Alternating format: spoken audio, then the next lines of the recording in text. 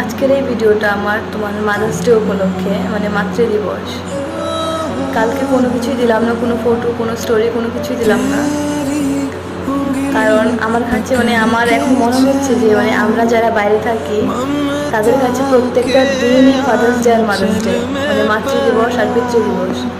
কারণ প্রত্যেক দিন আমরা তাদেরকে মিস করি, এক একটা দিন আমরা শুধু অপেক্ষায় থাকি কখন তাদের সাথে দেখা হবে। আমি স্পেশালি আমার অনুভূতিটা বলছি, আমি বাকি সবার কথা বলছি না। আমার মনে হয় আমার মতো যারা আছে তাদেরও সেমই ফিলিংস।